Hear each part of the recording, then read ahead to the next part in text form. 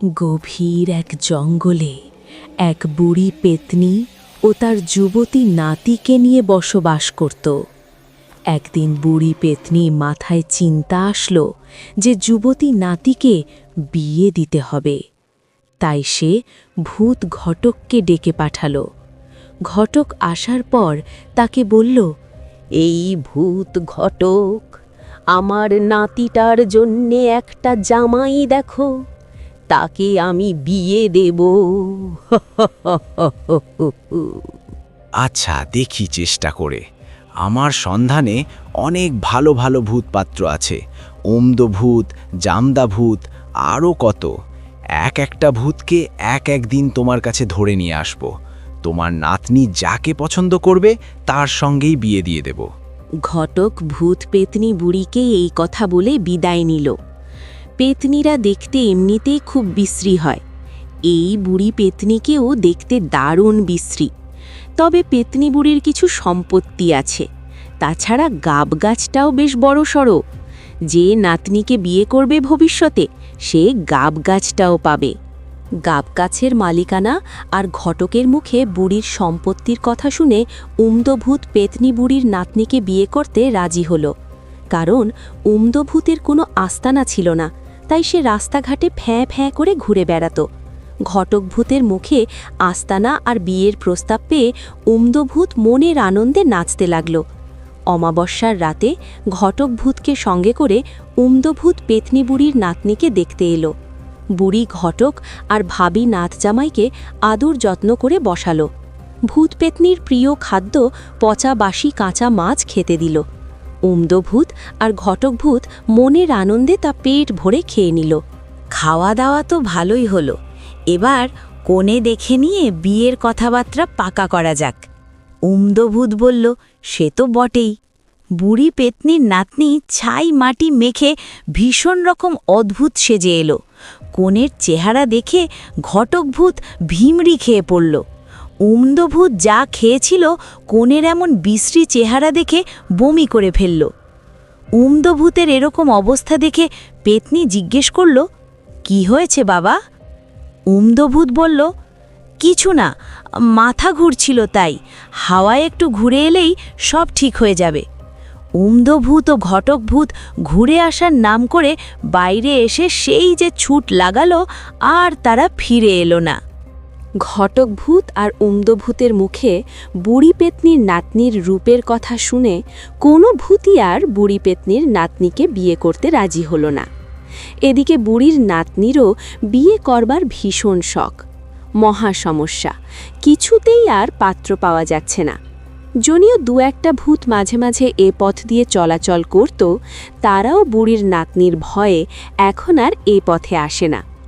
বুড়ি পেতনি এখন কি করে? নাতনির বিয়ে দেওয়া দরকার। এদিকে বুড়ির বয়স হয়েছে, কখন মরবে কে জানে। এদিকে নাতনিটার একটা হিল্লে করতে না পারলে বুড়ি মরেও যেন কোনো সুখ পাবে না। এদিকে নাতনি এক ভীষণ পণ করল, তার নাকি 2 মাসের মধ্যে বিয়ে না হলে সে আত্মহত্যা করবে। বুড়ি পেতনি পড়ল মহাচিন্তায়। তখন বুড়ি পেতনি বলল, আমি তো চেষ্টার কোনো ত্রুটি করছি না, কিন্তু কোনো ভূত পাত্রই যে তোকে বিয়ে করতে রাজি হচ্ছে না। গাব গাছের পেতনির নাচ জামাই হওয়ার জন্য মানুষের বইয়ে গেছে। তবে ঘটক ভূতকে আরও বেশি লোভ দেখিয়ে উমদভূতটাকে যদি কোনো রকমে বাগিয়ে নেওয়া যায় তাহলেই নিশ্চিন্ত। একবার বিয়ে হয়ে গেলে সব ঠিক হয়ে যাবে। ভূত ছাড়া কি এ জগতে আর কোনো পাত্র নেই? আমাকে মানুষ পাত্রের সঙ্গেই বিয়ে দাও, আমি ওই ভূতদের বিয়েই করব না। আমি বাপু ওইসব উমদো ভূতকে বিয়ে করব না, আমি মানুষকেই বিয়ে করব, এই আমার শেষ কথা, নইলে আত্মহত্যা করব, সেও ভালো। নাতনিকে বুড়ি পেতনি খুব ভালোবাসত। জগতে ওই নাতনি ছাড়া বুড়ি পেতনির আর কেউ নেই। নাতনি বায়না ধরেছে মানুষ বিয়ে করবে, কিন্তু কোনো মানুষ কি তার নাত জামাই হতে রাজি হবে?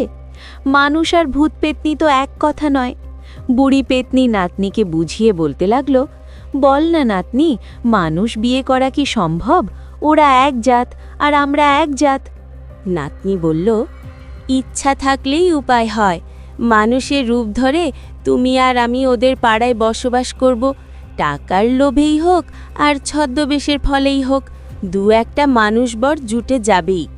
বুড়ি পেতনি বলল, সব কথাই বুঝলাম, মানুষের রূপ ধরে ওদের পাড়ায় বসবাস করে তোর না হয় একটা বিয়ের ব্যবস্থা করা গেল, কিন্তু বাপু, আমি তো আর মানুষের খাবার খেয়ে বাঁচতে পারবো না। তা কেন, লুকিয়ে লুকিয়ে তুমিও আমি আমাদের খাবারই খাবো। যদি ধরা পড়ে যাই, আগে বিয়েটা তো হয়ে যাক। নাতনিকে সুখী করার জন্য বুড়ি পেতনি আর তার নাতনি মানুষের রূপ ধরে আদুল গায়ের চাষি পাড়ায় এসে উপস্থিত হল। চাষিরা সরল লোক, বুড়ি পেতনি আর নাতনিকে মানুষ বলেই তারা মনে করল। পেতনিদের পক্ষে টাকা পয়সা জোগাড় করা অসম্ভব নয়। বুড়ি পেতনি গ্রামের এক প্রান্তে টাকার বিনিময়ে পেয়ে গেল একটা কুঁড়ে ঘর। বুড়ি পেতনি আর তার নাতনি সেই কুঁড়ে ঘরে মনের সুখে মানুষ সেজে বসবাস করতে লাগল আর নাত জামাই খুঁজতে লাগল। সেই গ্রামে রাজীব নামে এক চাষি ছিল। তার কোনো আত্মীয় স্বজন ছিল না। ছেলেবেলাতেই তার বাবা মা মারা যায়। জমি জমা যা ছিল, আত্মীয় স্বজনরা সব কিছু ঠকিয়ে নেয়। এতদিন ওর এক আত্মীয় দুবেলা দুমুঠো ভাতের বিনিময়ে তাকে খাটিয়ে নিত। রাজীব একদিন ক্ষেতের কাজ শেষ করে বাড়ি এলো। খিদের জ্বালায় তখন তার পেট জ্বলছিল। সে বলল, আজ আর কিছু পারব না। বাড়ির কর্তা বলল, বেরিয়ে যাও, তবে আমার বাড়িতে আর তোমার কোনো খাওয়া জুটবে না। রাজীব আর কি করে, সেখান থেকে বেরিয়ে গিয়ে নিজের বাড়ির বারিন্দায় মন মরা হয়ে বসে রইল। পাশের বাড়িতে বুড়ি পেতনি আর তার নাতনির আস্তানা। বুড়ি পেতনি রাজীবের এই অবস্থার সুযোগ নিতে দেরি করল না। বলল, আমার নাতনিকে বিয়ে করলে তোমার আর কোনো দুঃখ থাকবে না, জমি জমাও পাবে অনেক। রাজীব অনেক ভেবে চিন্তে বুড়ি পেতনির কথায় রাজি হয়ে গেল। তারপর এক শুভ দিন দেখে বুড়ি পেতনির নাতনির সঙ্গে রাজীবের বিয়ে হয়ে গেল। গাঁয়ের মুরব্বি আর মাতবরদের পেট পুড়ে খাওয়ানো হলো। নাতনির বাবার নাম, গোত্র ইত্যাদি নিয়ে কিছু গোলমাল সৃষ্টি হলেও টাকার লোভ দেখিয়ে বুড়ি পেতনি সকলের মুখ বন্ধ করে দিল। রাজীব পেতনিদের বাড়িতে উঠে এলো। বুড়ি পেতনি নাত জামাইকে বেশ আদর যত্ন করতে লাগল। রাজীব প্রথমে কিন্তু কিছুই বুঝতে পারল না, কিন্তু দুদিন যেতে না যেতেই সে বুঝতে পারল যে এদের আচার ব্যবহার ঠিক মানুষের মতো নয়। হাব ভাব, কথাবার্তা, চলার ধরনও স্বাভাবিক নয়। ওদের মুখেও পচা গন্ধ, এত দুর্গন্ধ যে এক ঘরে থাকা পর্যন্ত যায় না। বুড়ি পেতনি নাত জামাইকে কিছু জমি জমাও দিল। এদিকে রাজীব দিন দিন ভাবনা চিন্তায় শুকিয়ে যেতে লাগল। সে পোষবার জন্য কতগুলো মুরগি আর ছাগল হাট থেকে কিনে এনেছিল। একটা ঘরে ছাগল আর মুরগিগুলো শিকল দিয়ে বন্ধ করে রেখেছিল। একদিন ভোরে সে দরজা খুলে দেখে দুটো ছাগল আর 4টে মুরগি নেই। সে তার শাশুড়ি আর বউকে জিজ্ঞেস করল, কি ব্যাপার, দুটো ছাগল আর 4টে মুরগি গেল কোথায়? বুড়ি পেতনি বলল, আমি তো কিছু জানি না বাবা। বউ বলল, বোধহয় শেয়ালে নিয়ে গেছে। রাজীব বলল, শেয়াল তো আর শেকল খুলতে পারে না। আমি জানি না বাপু। কয়েকদিন পরে দেখা গেল যে আর একটা ছাগলও নেই, একটা মুরগিও নেই। রাজীব কিছুই বুঝতে পারল না। আরেকদিন রাজীব হাট থেকে অনেক মাছ আনল। পেতনি বউ বলল, আমি আজ এত রাতে মাছ রাঁধতে পারব না, কাল সকালে যা হয় করা যাবে। পরদিন ভোরে দেখা গেল কাঁচা মাছও একটাও নেই। বুড়ি পেতনি আর তার নাতনির মুখে কাঁচা মাছের গন্ধ। রাজীবের মনে খুব সন্দেহ হল, কিন্তু সে মুখে কিছু বলল না। পরদিন হাট থেকে সে আবার অনেকগুলো ছাগল আর মুরগি কিনে নিয়ে এলো। একটা ঘরে বেশ ভালো করে ছাগল আর মুরগিগুলোকে বন্ধ করে রাখল। সে রাতে সে আর ঘুমালো না, খাটের উপর চুপচাপ চোখ বুজে পড়ে রইল।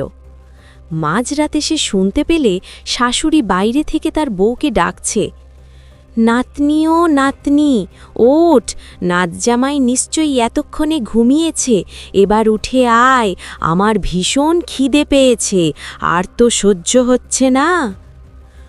বুড়ি পেতনির ডাক শুনে পাশ থেকে তার বউ দরজা খুলে বেরিয়ে গেল। একটু পরে ছাগল ও মুরগির ডাক আর বুড়ি পেতনি ও তার নাতনির অট্টহাসি শোনা গেল।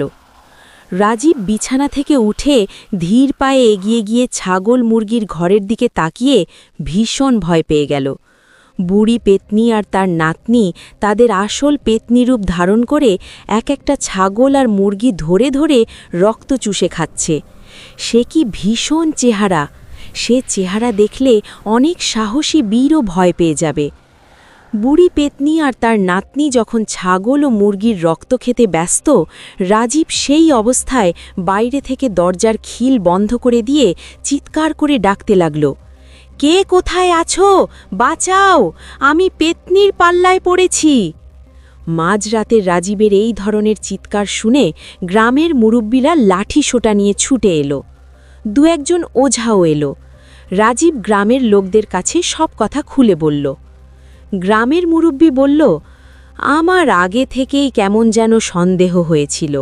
এইদিকে বুড়ি পেতনি ঘরের ভেতর থেকে খোনা সুরে চিৎকার করে বলতে লাগল, নাত জামাই দরজা খুলে দে, নইলে তোর রক্ত চুষে খাবো। এতদিন শুধু নাতনির মুখ চেয়ে তোর রক্ত চুষতে পারিনি, যতই হোক নাত জামাই তো বটে। বাইরে থেকে গ্রামের বুড়ো ওঝা চেঁচিয়ে উঠল, বল তোরা কোথাকার পেতনি, এই গ্রামে আসার আগে কোথায় ছিলি? বুড়ি পেতনি খোনা গলায় বলল, আমরা ভূচণ্ডী মাঠের ওধারের গাব গাছের পেতনি। নাতনিটার মানুষ বিয়ে করার শখ হয়েছিল, তাই আমরা এই গাঁয়ে এসে বাসা বেঁধেছি।